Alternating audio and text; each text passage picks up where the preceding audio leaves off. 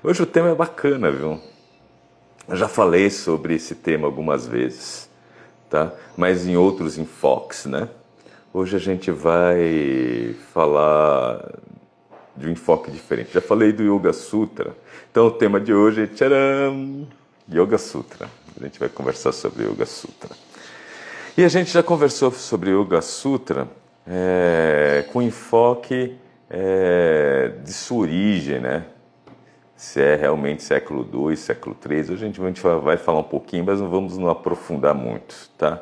Até se o Yoga Sutra... já falamos também no Yoga Sutra, falando sobre a fundamentação budista que ele tem. Ele, da mesma forma que ele tem críticas ao budismo, ao mesmo tempo ele incorpora conceitos e técnicas, tá certo? Budistas propriamente dito, inclusive a visão da realidade, o termo Dharma Mega Samadhi, a classificação do Samadhi em certos tipos, isso é muito característico do budismo desde o século IV a.C., tá certo? Isso já é uma característica e passa a ser incorporada por Patanjali. E já falamos também especificamente sobre os comentadores, né? Então tem uma live na qual eu falo especificamente sobre os comentadores do Yoga Sutra. Hoje vai ser uma pensada geral, isso daí bem de leve, mas a ideia principal é que a gente converse um pouquinho sobre o conteúdo de cada pada, tá? Muito bem, então iniciamos então o tema de hoje, que é o Patanjala Yoga Sutrani, ou seja, os sutras do yoga. De quem? De Patanjali, tá? Já começamos com a palavra Patanjali, né? É com acento, é sem acento no primeiro pá? Olha, existem as duas formas, tá? Existem as duas formas. Você vai encontrar as duas formas sendo escritas por pessoas que conhecem sânscrito e conhecem o Yoga Sutra, que já fizeram a tradução. As duas estão corretas, tá? As duas estão corretas. Quando eu estava fazendo a correção e auxiliando na tradução da nova versão do Yoga Sutra, do professor De Rose, eu fiquei muito na dúvida.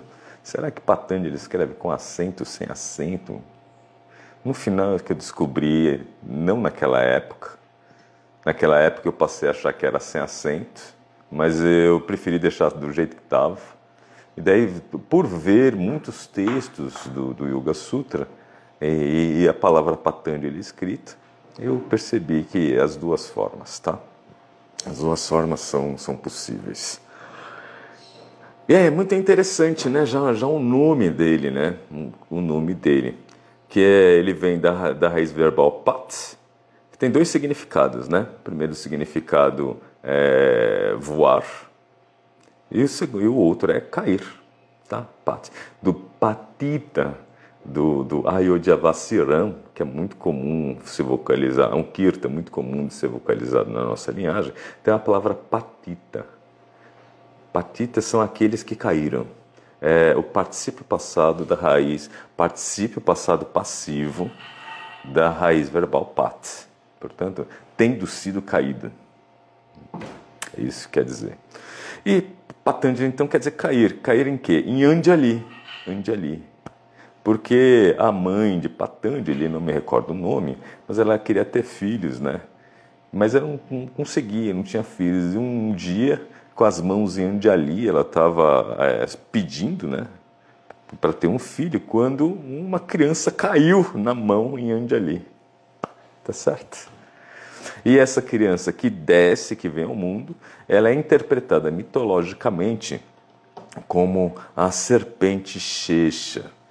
Serpente Shesha é aquela serpente, também chamada de Ananta, é aquela serpente que representa o infinito, tá? Nos seus anéis está deitado Vishnu, e ela se ergue com 1000 cabeças, né? E faz um tipo de um guarda-sol sobre Vishnu, Narayana, que está deitado, adormecido. sonhando. E ao sonhar, do umbigo de Vishnu nasce a flor de lótus, dentro da flor de lótus tem um Brahma, e Brahma idealiza o universo. Então, a palavra Patanjali é justamente a serpente, mitologicamente seria a serpente Shesha que desce. Também, essas 1000 cabeças, também, muitas vezes ela é interpretada como as 1000 ciências que Patanjali domina, né? Patanjali domina. Mas todos esses são aspectos mitológicos, a figura mitológica de Patanjali. Tá? Quem foi mesmo a pessoa, tá? O Patanjali histórico? Ninguém sabe. Tá? Sabe-se muito pouco, sabe-se muito sobre os mitos e sabe muito pouco a respeito da pessoa histórica que escreveu esse livro. Tá? Mesmo a época onde ele viveu ainda está sob influência de debates, tá? Se você pega autores até não contemporâneos, até 2000, tá? Você vai perceber que os autores hindus tendem a colocar Patanjali no segundo século, do terceiro ao segundo século antes de Cristo, como a data que ele viveu. E isso é baseado justamente num comentário do Rei Bhodja. O Rei Bhodja é um dos comentaristas de Patanjali, tá? No seu texto chamado Vivekamardanda, que foi escrito no século XI. Tá? E no século XI, justamente associado aos mitos de Patanjali, acreditava-se que o Patanjali que escreveu o Yoga Sutra foi o mesmo Patanjali que escreveu um tratado de medicina, tá certo? E que era o mesmo Patanjali que tinha escrito uma grande gramática de comentário do Ashtadhyayi de Panini. E ao comentar essa gramática que ocorre justamente no século III, século II a.C. A gramática de Panini era do século V ao século IV. Esse Patanjali que escreveu Mahabhasha, Maha grande, Bhasha, palavra, a grande palavra, nossa, né? É como a palavra sânscrita, né? A Sânskrita Bhasha, a língua perfeita, né? Interessante. A coisa que eu mais admiro é como eles eram humildes, né? Então, o Mahabhasha foi escrito por um Patanjali. Da mesma forma, aquele Tantra associado à medicina foi escrito por um Patanjali. E o Yoga Sutra também. Por isso, no século XI, passou-se a acreditar que fosse o mesmo cara, né? E, na realidade, possivelmente eram Patanjalis distintos. Tá? Possivelmente eram Patanjalis distintos. E isto leva ao quê? Aos autores contemporâneos, ao pegar diversos manuscritos no intuito de fazer uma edição crítica. Como assim? Não tem edição crítica do Yoga Sutra até hoje? Não. Pausa. Assimila. Não existe nenhuma edição crítica. O que é uma edição crítica? Vamos juntar aí, galera. Vamos juntar tudo que tem de manuscrito aí, de todos os tempos. Vamos datar esses manuscritos. Vamos comparar um com o outro. E vamos estabelecer as diferenças entre eles. E assim, ao comparar, você vê o que está faltando em um, o que teve distorção em outro, mediante a possibilidade de datação. E vendo tudo isso daí, você consegue fazer uma edição que se aproxime daquilo que era o Yoga Sutra original. Porque os manuscritos, eles são manuscritos recentes. Nenhum deles é do século, nem do século IV depois de Cristo, tá? Todos eles a partir do primeiro milênio. Então, transmitido por copista, né? Então, o copista às vezes dava louca nele e acrescentava um sutra a mais, tá certo? Ou se retirava uma parte, ou errava numa letra, porque era feito à mão, né? Então, até hoje não existe uma edição crítica, tá? A primeira parte do Yoga Sutra, o Samadhipada, ele foi editado criticamente por um professor da Universidade de Leipzig, chamado de... Oh, meu Deus, deu branco. Philipp Maas. Philipp Maas. É Philipp Maas? Isso não é nome de alemão, né? Não, bem, que seja. Não consigo me recordar o nome dele.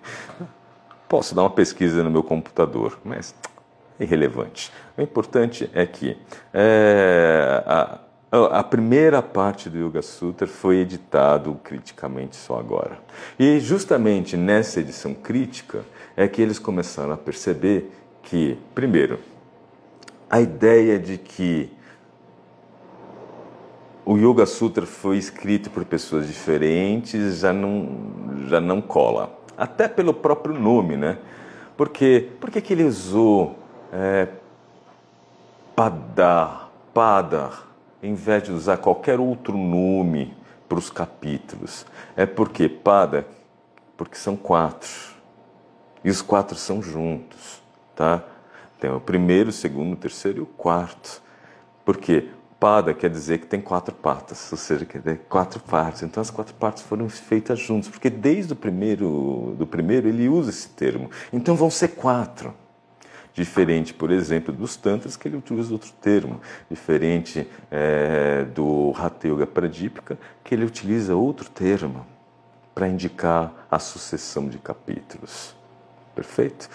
Diferente dos épicos, que utilizam outro termo para indicar a sucessão de capítulos. Portanto, esta é a primeira questão. A segunda questão é que se percebe que existem dois... os manuscritos podem ser divididos em 2 vertentes, uma vertente do norte e uma vertente do sul. E se essa vertente do sul ela tem um comentário que é atribuído a Shankaracharya, portanto, século VIII. E outra percepção é de que não existe, e quanto mais antigo, não existe a diferenciação entre o texto do sutra e de seu principal comentário. O principal comentário é o Yoga Bhasha, que é atribuído a Vyasa, que é do século IV depois de Cristo. Então você percebe que muitas vezes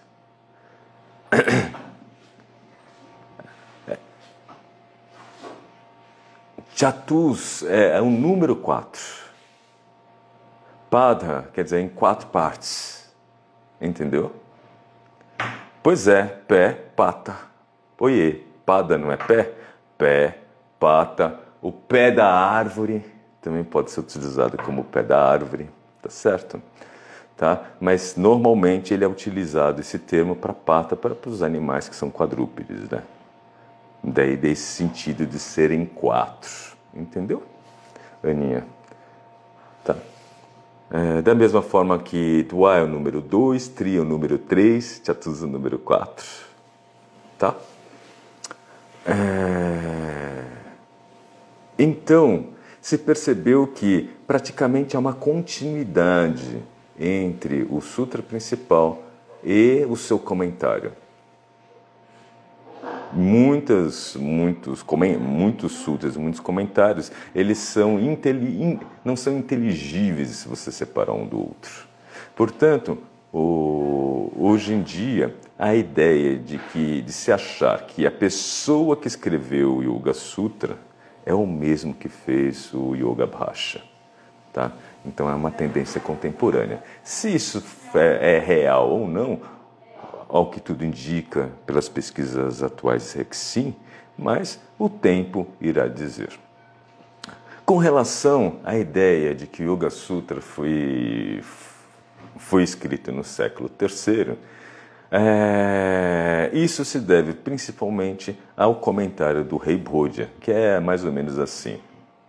Yogena Chittasya Padena Vacham Malam Sharirasa Chavaidakena Yopakarotam Pravaram Muninam Patanjali Pranjali Ranatusmi. E esse trechinho, né, que é justamente a abertura do comentário do Raja Martanda, do comentário ao Yoga Sutra do Rei Bodhi, ele é vocalizado até hoje nas linhagens, né? Com mais um trechinho que não vem daí, mas é vocalizado até hoje nas linhagens de Iyengar e de Ashtanga Yoga, né? Tá? Eles vocalizam, eles começam a aula com essa vocalização, né? E essa vocalização, na realidade, é um Pudya, né? A Patanjali. É um Pudya Patanjali. E esse trecho ele fala assim: Yogena é um instrumental, né? Pelo yoga seria Chittasya, do pensamento. Padena é pelas palavras. Vacham, pelas palavras escritas, né? Seria pela gramática, né? No sentido da gramática. Vachan, a palavra falada. Malam é impureza. Sharirasya, então a impureza do corpo, ou a sujeira, poderia ser entendido como a doença. Chavaidya Kena, pela medicina. Vaidya, médico, Vaidya Kena, através do médico, através da medicina, através da doença. Daí vem Yopakarotam. Yopakarotam, Yar é ele quem? Patanjali. Patanjali, ele fez o quê? Apakarotam, retirou, removeu, fez ficar longe, tá certo? Então, Patanjali fez o quê? Ele remove o quê? A sujeira da mente, Chittasya, através do yoga. Das palavras, através de Padena, a gramática. E do corpo, através da medicina. Bonito, né? Um trecho bonito, né? Porque ele está juntando o quê? O Patanjali médico, o Patanjali gramático e o Patanjali filósofo yogi numa entidade só, né? Uma entidade só. Daí o resto da frase fala assim: eu estou aqui com as mãos em Pranamudra ao grande sábio Patanjali, ao eminente sábio Patanjali, daí vem o trecho inicial, que remove as impurezas da mente através do yoga, da fala pela gramática e do corpo pela medicina. Bonito, muito bonito. Mas pode ser que não seja real, tá? De fato, pode ser que não seja real.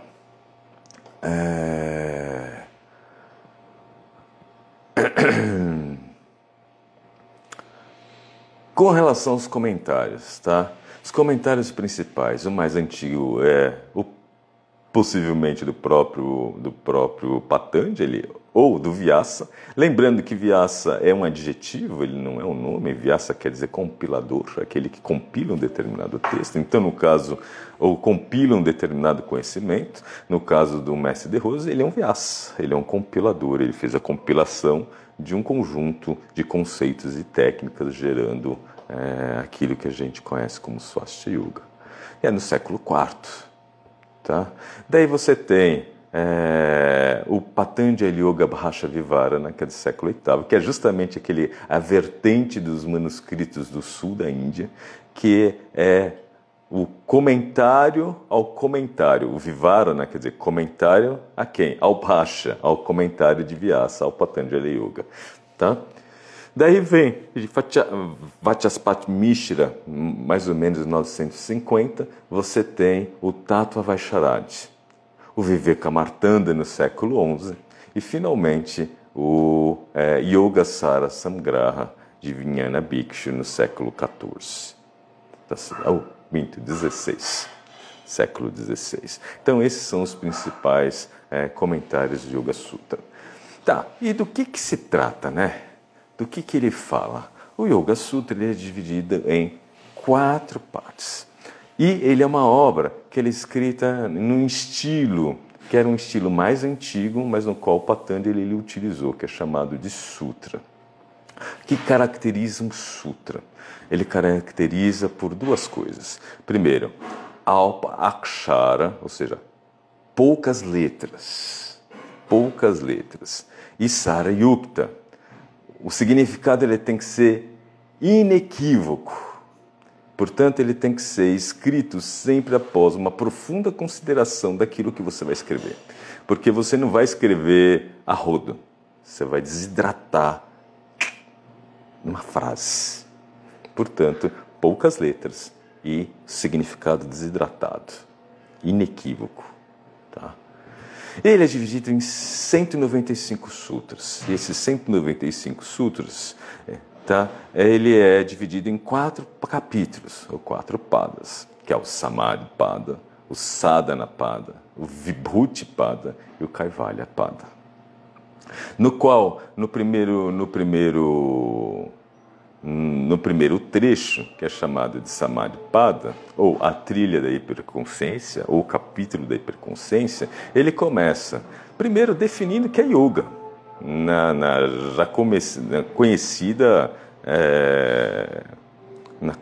frase, né? Yoga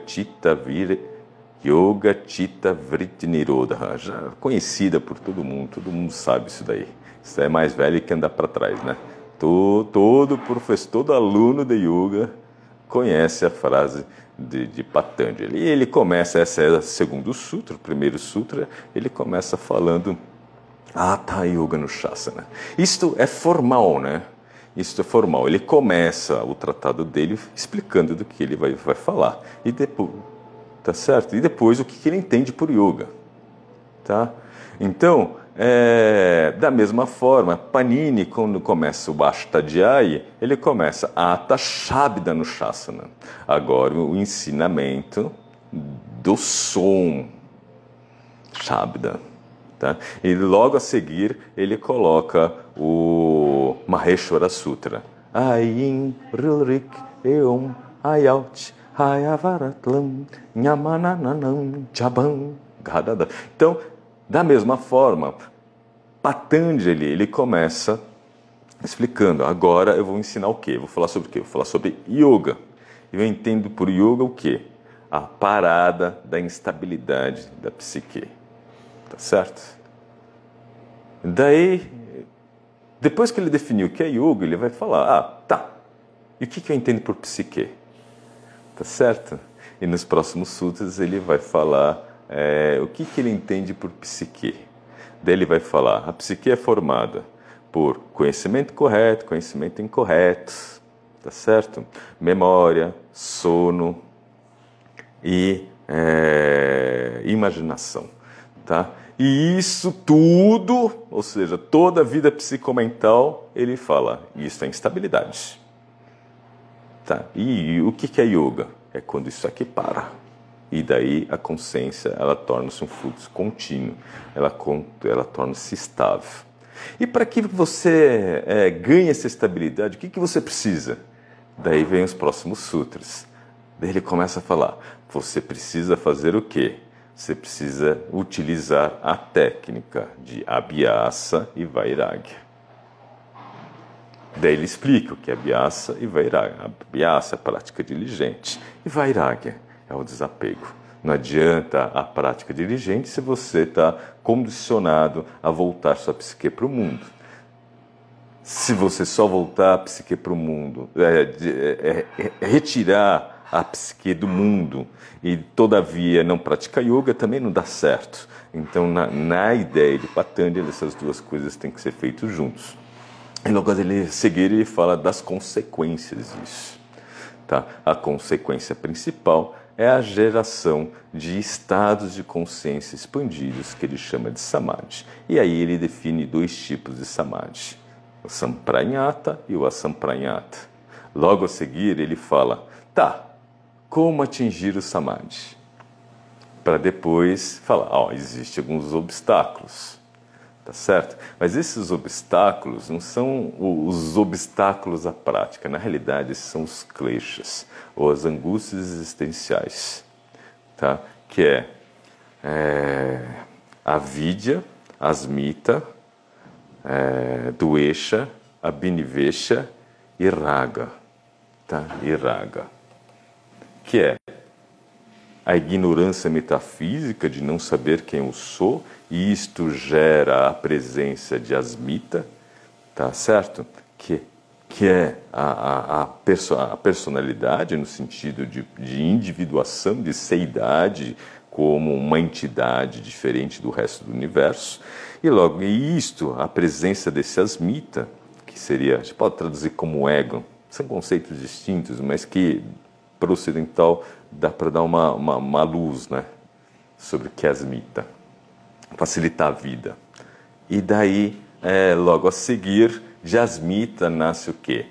O apego ao prazer, a fuga da dor, dvesha, detesto tais coisas, e o medo da morte. E isso daí são os grandes obstáculos, levando até ao próprio Ramana Maharishi a dizer que mesmo aquele que chega no estado mais elevado, se ele simplesmente deixa de entrar nesse estado e perder essa relação com o infinito, imediatamente, se ele bobear, ele volta, o mundo de Maya engloba ele novamente. Tá? Lógico que não com a mesma força, mas engloba. Por isso. E como superar esses obstáculos? Tá? E ele finaliza assim, falando um pouquinho sobre as consequências desse samadhi. Ah, mas como... Tá? No segundo capítulo, o Samadhi Pada, o Patanjali ele vai conversar com você sobre como que você deve agir perante o sadhana. Tá? E daí ele fala sobre o que ele chama de Kriya Yoga nos primeiros dois sutras. O que é esse Kriya Yoga? Tapa Swadhyaya Ishvara Pranidhana. Então, é como você deve enxergar e se portar diante da prática. O autoestudo, o estudo sobre você, faz com que você esteja consciente e ciente dos efeitos da prática e se você está indo no caminho correto ou não. Essa prática, ela tem que ser feita com disciplina, com tapas. E, mesmo assim, existem fatores que a gente não consegue controlar, tá? Existem variáveis que estão além da nossa compreensão. E nem sempre as coisas andam do jeito que a gente quer. Ou seja para mais, ou seja para menos. E por isso, todo o seu esforço ele deve ser entregue à consciência universal através do Ishvara Pranidhana. E esse é o posicionamento que você tem diante do sadhana. Daí ele começa a explicar sobre a teoria dos kleshas. E como ele eliminar os kleshas. Portanto, esses primeiros 16 sutras que existe na trilha da prática, ele vai primeiro te instruir como seu posicionamento diante da prática, o que são os kleshas, a vidya, que é a ignorância, o apego, o ego, o apego ao prazer, a fuga da dor e o dedo na morte, como isso está envolvido na teoria da causalidade e da dor universal. Para daí ele falar como destruir essa ignorância, e ao destruir essa ignorância você acabar com os kleshas. Para logo a seguir ele falar, como que se faz isso? Com os 8 membros. E daí, do Sutra 29 ao 55, ele vai discorrer em detalhes, tecnicamente, o que é pranayama, o que ele entende por asana, o que ele entende por meditação, o que ele entende por samyama. Então ele vai dar os 8 membros, yama, niyama, asana, pranayama, pratyahara, dharana, dhyana e samadhi, vão ser descritos no Sutra 29 a 55. Ao praticar o yoga de Patanjali, você vai perceber que isso vai gerar uma série de alterações. E daí ele começa, logo no capítulo 3, a falar as 3 técnicas mais internas e mais importantes, que são chamadas de Antaranga, o anga interno, os angas internos, que é concentração, meditação e samadhi, e que eles estão associados ao que eles chamam de parinamas, que é uma teoria através da qual a conquista de uma técnica leva a outra, e a conquista do samadhi leva à dissolução dos condicionamentos, e a dissolução dos condicionamentos leva a kaivalya. Tá? Então ele discorre sobre isso. E ao entender o que é o samyama e como funcionam os parinamas, você torna-se capaz de entender como os siddhis, os poderes, aparecem através do samyama. E daí, dos sutras 16 a 55, ele vai falar dos maiores milagres, né, possíveis através dessa técnica, que é a junção de Dhyana, Dhyana e Samadhi numa única sentada, né? Então ele descreve, se você medita sobre a força do elefante, você se tornará forte como elefante. Se você medita na cavidade que existe na garganta, imediatamente você cessará a fome e a sede. Se você faz samyama sobre o kurma nadi, você adquire a estabilidade corporal. Ele vai que vai, né? Vai que vai, coisas que assim são até impensáveis, né? Para finalmente, no último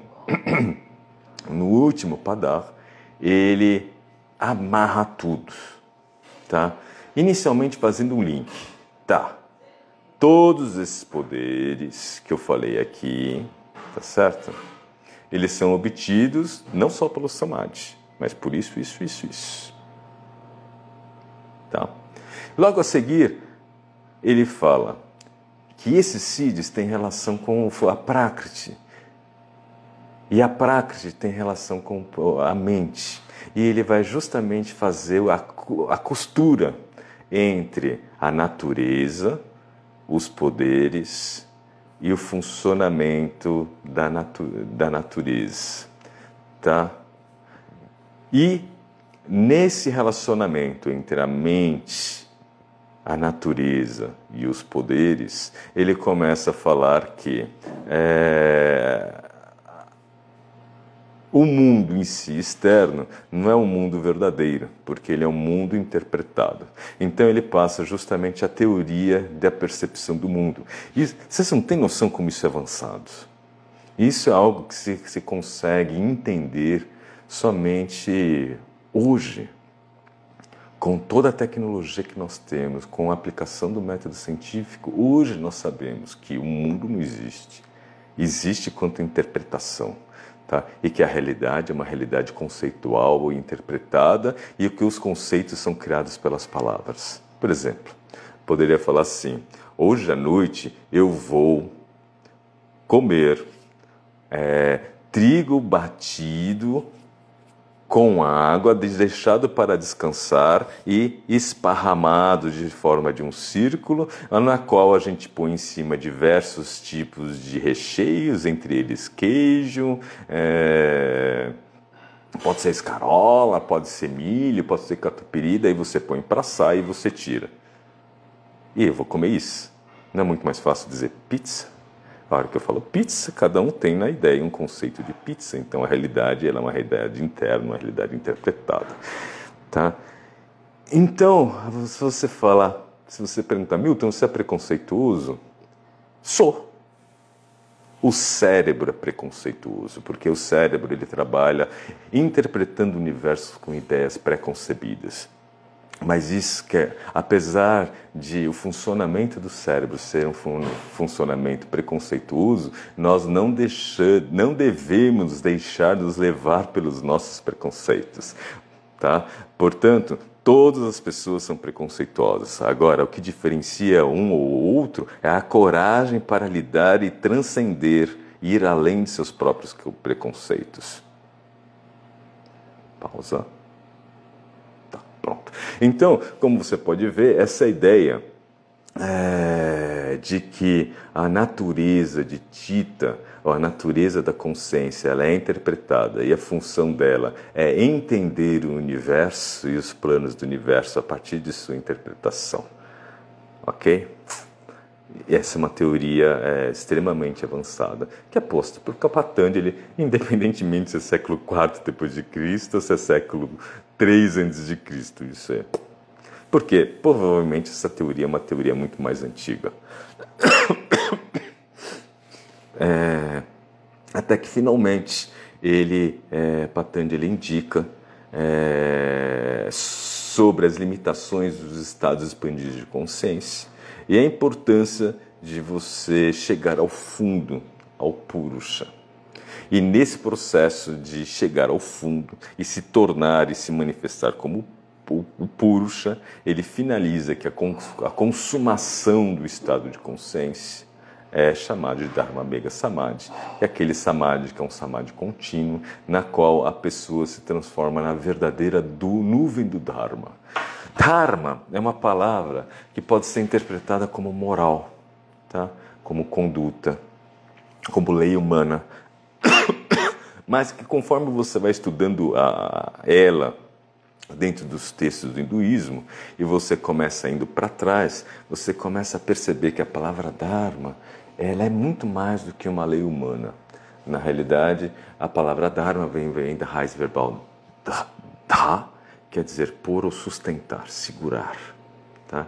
Então, Dharma é aquela força, ou é aquele estado de ser no qual o universo inteiro é sustentado e mantido organizado em ordem. É bonito, né? É bonito. O Dharma é justamente isso. Portanto, a gente poderia traduzir o Dharma como o oposto de entropia. Entropia é a tendência à desagregação, ao caos, né? Ao menor esforço de manutenção de uma estabilidade. Aqui não. Dharma é sintropia. É a tendência a organizar, a guardar. Por exemplo, a minha mesa de trabalho agora está entrópica. Está uma bagunça, né? Tem livros esparramados por todo lado. Por quê? Porque eu estou usando. Daí, em um determinado momento, eu dá uma louca, né? Isso aqui não dá para eu trabalhar nesse chiqueiro, deixa arrumado. Eu vou lá e pego tudo, guardo os livros, organizo, limpo a mesa, limpo tudo e sento. Isto é Dharma. Isto é sintropia. Então, a partir do momento que a pessoa passa a se manifestar como o Purusha e não a partir de um complexo personalidade que interpreta o mundo, tá certo? E imediatamente todos os atos deles são dhármicos, ou então todos os atos deles são moralmente adequados e corretos e que levam a sustentar o universo. Também é bonito, né? Daí ele usa esse termo Dharma Mega Samadhi, que é um termo budista, mas que ele incorpora no seu Yoga Sutra, para finalmente, nos últimos sutras, o 30 e 34, ele simplesmente fazer alusão das consequências do estado de Kaivalya, que é isolamento, quando o Purusha está livre. Lembrando que nesta época, para Patanjali, não há o conceito de Jiva Mukta, o liberto em vida. Mas a verdadeira liberdade ela só vai acontecer no momento da morte. Mesmo que vocês tenham atingido o Dharma Mega, só no momento da morte que a carapaça, o envoltório de matéria se desfaz e o Purusha, já não vinculado mais com ela, torna-se totalmente livre. E daí, nos últimos sutras 30 e 34, ele faz alusão a esse estado de consciência e a liberdade desse momento. Para que você possa saber um pouco mais sobre o Yoga Sutra, já em detalhe, estudando Sutra a Sutra, para o ano de 2025, a equipe selecionou o Yoga Sutra para a gente refazer a gravação. Tá? Então, se você tiver interesse em aprofundar ainda mais sobre o Yoga Sutra, conversa com a Natália, para o clubinho de 2025, porque no clubinho de 2025 a gente vai estudar em 4 cursos, um para cada pada, mas, se eu não me engano, vai ter alguns bônus que aprofundam essa teoria do Yoga Sutra. Então, eu aguardo vocês. Dúvidas? Alguém quer perguntar alguma coisa?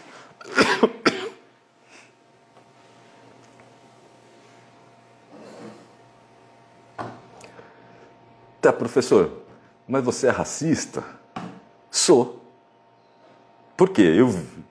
Porque eu quero ser racista? Não, não quero ser racista. Eu tenho amigos que são da pele negra, que têm pele negra, são pessoas próximas e que eu amo, que eu gosto, eu tenho monitorados.